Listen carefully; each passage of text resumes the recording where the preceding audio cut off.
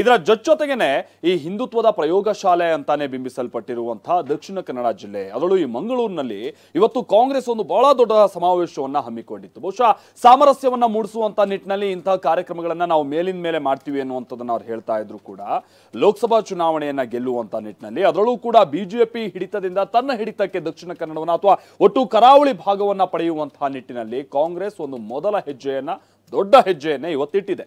ಹಾಗಾದ್ರೆ ಮಂಗಳೂರಿನ ಸಮಾವೇಶದ ಹೈಲೈಟ್ಸ್ ಏನೇನಾಗಿತ್ತು ಬನ್ನಿ ನೋಡೋಣ.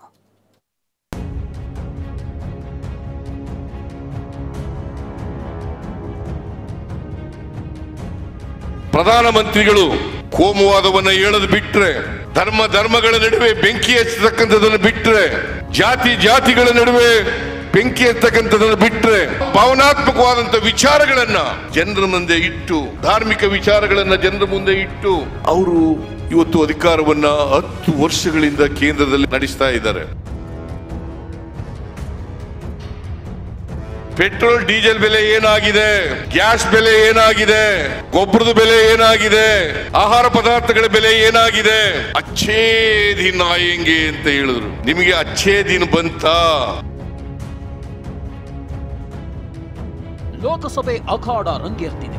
ಯುದ್ಧಕ್ಕೆ ರಾಜಕೀಯ ಪಕ್ಷಗಳ ತಂತ್ರಗಾರಿಕೆ ಚುರುಕುಗೊಳ್ತಿದೆ. ಬಿಜೆಪಿಗೆ ಸೋಲಿನ ಬರೆ ಎಳೆಯಲು ಕಾಂಗ್ರೆಸ್ ರಣತಂತ್ರ ರೂಪಿಸುತ್ತಿದ್ರೆ, ಕೇಸರಿ ಪಡೆ 400 ಸ್ಥಾನ ಗೆಲ್ಲುವ ಟಾರ್ಗೆಟ್ ಹಾಕಿಕೊಂಡು ಅಖಾಡಕ್ಕೆ ಇಳಿದಿದೆ. ಇದಕ್ಕಾಗಿ ಒಬ್ಬರು ಕರಾವಳಿಯಲ್ಲಿ ರಣಕಹಳೆ ಮೊಳಗಿಸಿದ್ರೆ, ಮತ್ತೊಬ್ಬರು ದೆಹಲಿ ಅಂಗಳದಲ್ಲಿ ಲೋಕ ಚದುರಂಗದಾಟದಲ್ಲಿ ದಾಳ ಉರುಳಿಸೋಕೆ ತಂತ್ರ ಪ್ರತಿತಂತ್ರಗಳನ್ನು ಹೆಣೆಯುತ್ತಿದ್ದಾರೆ.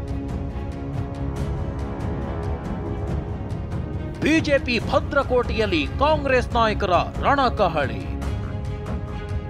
ಲೋಕಸಭೆ ಗೆಲ್ಲಲು ತಂತ್ರ ಪ್ರತಿತಂತ್ರ, ಕೇಸರಿ ಪಡೆಗೆ ಗುದ್ದು. ಕರಾವಳಿ ಬಿಜೆಪಿ ಭದ್ರಕೋಟೆ. ವಿಧಾನಸಭೆ ಇರಲಿ, ಲೋಕಸಭೆ ಇರಲಿ, ಕೇಸರಿ ಪಾರಪತ್ಯವೇ ಇಲ್ಲಿದೆ. ಬಿಜೆಪಿಯ ರಾಜಕೀಯ ಅಜೆಂಡಾಗೆ ತಕ್ಕಂತೆ ಇಲ್ಲಿನ ಸೈದ್ಧಾಂತಿಕತೆ ಬಿಜೆಪಿಯ ಇನ್ನೊಂದು ಮುಖದಂತಿದೆ. ಇದೇ ಕಾರಣಕ್ಕಾಗಿ ಕರಾವಳಿ ಅನ್ನೋದು ಬಿಜೆಪಿ ಪಾಲಿಗೆ ಕಬ್ಬಿಣದ ಕಡಲೆ ಅಂತ ಎಂದಿಗೂ ಅನಿಸಿಲ್ಲ. ಹೀಗಾಗಿ ಈ ಕಬ್ಬಿಣದ ಕಡಲೆಯನ್ನ ಮೃದು ಮಾಡಿ ಕಾಂಗ್ರೆಸ್ ತನ್ನ ತೆಕ್ಕೆಗೆ ಹಾಕಿಕೊಳ್ಳೋಕೆ ಒಂದು ಹೆಜ್ಜೆ ಮುಂದೆ ಇಟ್ಟಿದೆ. ಎಐಸಿಸಿ ಸೂಚನೆ ಮೇರೆಗೆ ಮಂಗಳೂರಿನಲ್ಲಿ ಬೃಹತ್ ರಾಜ್ಯ ಮಟ್ಟದ ಸಮಾವೇಶ ಆಯೋಜಿಸಿದ್ದ ಕಾಂಗ್ರೆಸ್ ಬಿಜೆಪಿ ವಿರುದ್ಧ ಬೆಂಕಿಯುಗುಳಿದೆ. ಪ್ರಧಾನಮಂತ್ರಿಗಳು ಕೋಮುವಾದವನ್ನ ಹೇಳೋದು ಬಿಟ್ರೆ, ಧರ್ಮಗಳ ನಡುವೆ ಬೆಂಕಿ ಹಚ್ಚತಕ್ಕಂಥದನ್ನು ಬಿಟ್ರೆ, ಜಾತಿಗಳ ನಡುವೆ ಬೆಂಕಿ ಹಚ್ಚತಕ್ಕಂಥದನ್ನು ಬಿಟ್ರೆ, ಭಾವನಾತ್ಮಕವಾದಂತ ವಿಚಾರಗಳನ್ನ ಜನರ ಮುಂದೆ ಇಟ್ಟು, ಧಾರ್ಮಿಕ ವಿಚಾರಗಳನ್ನ ಜನರ ಮುಂದೆ ಇಟ್ಟು ಅವರು ಇವತ್ತು ಅಧಿಕಾರವನ್ನ 10 ವರ್ಷಗಳಿಂದ ಕೇಂದ್ರದಲ್ಲಿ ನಡೆಸ್ತಾ ಇದ್ದಾರೆ. ಪ್ರಧಾನಿ ಮೋದಿ ವಿರುದ್ಧ ಸಿದ್ದರಾಮಯ್ಯ ಕೌಂಟರ್ ಅಟ್ಯಾಕ್. ಸಮಾವೇಶದಲ್ಲಿ ಮಾತಿಗೆ ನಿಂತ ಸಿಎಂ ಸಿದ್ದರಾಮಯ್ಯ ಪ್ರಧಾನಿ ಮೋದಿ ಮತ್ತು ಬಿಜೆಪಿ ವಿರುದ್ಧ ಗುಡುಗಿದ್ರು. ಅಚ್ಚೇ ದಿನ ಆಯಂಗೆ ಅಂತ ಹೇಳಿದ್ರು.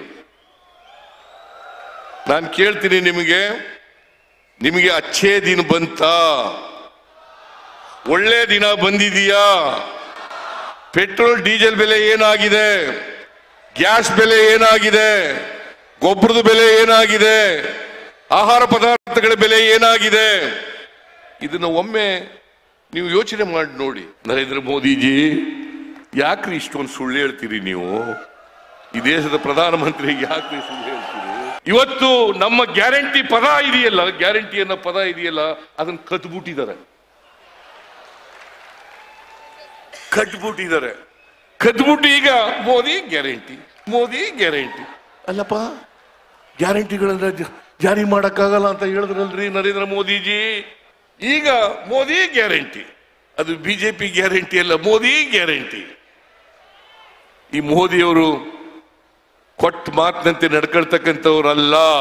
ಬಹುಶಃ ನನ್ನ ರಾಜಕೀಯ ಜೀವನದಲ್ಲಿ ಮೋದಿಯಷ್ಟು ಸುಳ್ಳು ಹೇಳದಂತ ಪ್ರಧಾನಮಂತ್ರಿ ಸ್ವತಂತ್ರ ಭಾರತದಲ್ಲಿ ಯಾರೂ ಕೂಡ ಬಂದಿರಲಿಲ್ಲ ಅಂತಕ್ಕಂಥದ್ದನ್ನು ಅರ್ಥ ಮಾಡ್ಕೋಬೇಕಾಗ್ತದೆ. ಸಮಾವೇಶದಲ್ಲಿ ಮಾತನಾಡಿದ ಡಿಸಿಎಂ ಡಿಕೆ 20 ಸ್ಥಾನ ಗೆಲ್ತೀವಿ ಅಂತ. ಮೋದಿ ಅಂದ್ರೆ ಹೊಟ್ಟೆ ತುಂಬುತ್ತಾ ಅಂತ ಮಲ್ಲಿಕಾರ್ಜುನ ಖರ್ಗೆ ವಾಗ್ದಾಳಿ ನಡೆಸಿದ್ರು. ನಾನು ಇವತ್ತು ಮಂಗಳೂರು ಉಡುಪಿ ನಮ್ಮ ಸ್ನೇಹಿತಗಳು, ಆತ್ಮವಿಶ್ವಾಸ ಕಳ್ಕೋಬೇಡಿ. ರಾಜಕಾರಣದಲ್ಲಿ ಏನು ಶಾಶ್ವತ ಇಲ್ಲ. 2 ಸೀಟ್ ಗೆದ್ದಿದ್ದೀವಿ, ನಾವು ಗೆಲ್ಲೋಕೆ ಆಗುದಿಲ್ಲ ಅಂತ ತಿಳ್ಕೊಳಕ್ ಹೋಗ್ಬೇಡಿ. ನನಗೆ ವಿಶ್ವಾಸ ಇದೆ, 20 ಸೀಟಾರು ಕಾಂಗ್ರೆಸ್ ಪಕ್ಷ ಈ ರಾಜ್ಯದಲ್ಲಿ ಕಾಂಗ್ರೆಸ್ ಬಂದೇ ಬರ್ತದೆ. ಈ ಕೇಂದ್ರದಲ್ಲಿ ಮತ್ತೆ ಒಂದು ನಮ್ಮ ಇಂಡಿಯಾ ಕೂಟ ರಾಷ್ಟ್ರೀಯನ ಮಾಡ್ತದೆ ಅಂತ ಆತ್ಮವಿಶ್ವಾಸ ಇವತ್ತು ಇದೆ. ಮೋದಿ ಜಮೀನು ಕೊಟ್ಟವ್ರು ಯಾರು? ಕಾಂಗ್ರೆಸ್ನವರು. ಮೋದಿ ಫುಡ್ ಸೆಕ್ಯೂರಿಟಿ ಆಕ್ಟ್ ತಂದಿದ್ದ. ಈ ದೇಶದ ಪ್ರಧಾನಮಂತ್ರಿ ಹೆಂಗ್ ಸುಳ್ಳಾಡ್ತಾನ? ಅವಂತೂ ಯಾವತ್ತು ಏನ್ ನುಡಿದಿದ್ದೇವೆ ಅದರಂಗೆ ನಡೆದಿದ್ದೇವೆ.